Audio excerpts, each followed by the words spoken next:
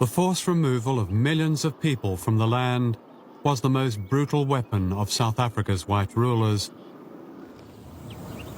Today, wealthy white farmers continue to control more than 80% of the agricultural land, and their existing property rights are guaranteed in the new constitution. Welcome to AZANIA RISE, your Pan-African channel.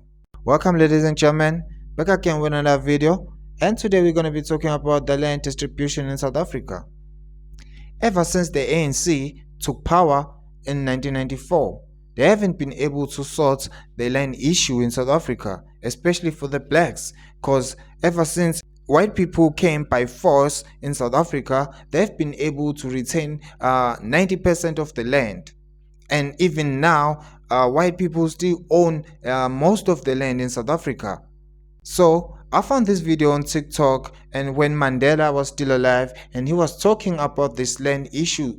Let's listen to the video and then we'll come back. The forced removal of millions of people from the land was the most brutal weapon of South Africa's white rulers. Today, wealthy white farmers continue to control more than 80% of the agricultural land, and their existing property rights are guaranteed in the new constitution. We have set up a claims court which is busy examining, investigating, firstly, whether people can be given land from state land. And we're making progress as far as that is concerned.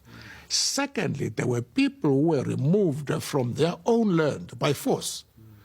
And where those people can be returned to that land, we are returning them.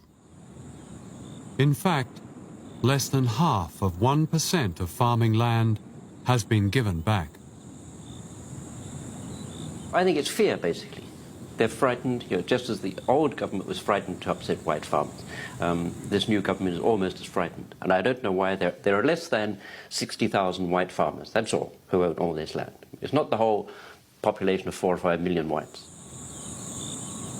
Most of them, for example, their land is mortgaged to the land bank, which is basically the government. The government really owns most of their land.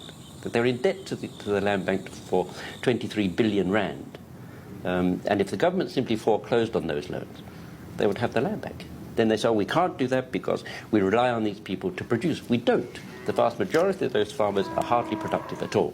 Most of our agriculture is produce comes from 3% of the arable land. And that 3% is owned by a tiny group of extremely wealthy white farmers.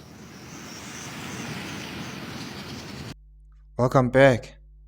I don't know about you guys, but for me, ANC has been compromised from the word go. Seems like black people thought ANC was going to liberate them from the struggle, but no, man.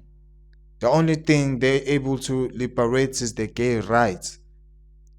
We won't get the land if we're still led by the ANC, because even then, seems like even when the times of Mandela, when Mandela was still alive, ANC was scared of white people in such a way that they wouldn't talk about the real issues that affect the black people, and they wouldn't take charge, with all the powers that they got by being the ruling party, but they can't make the life of a black person better in South Africa.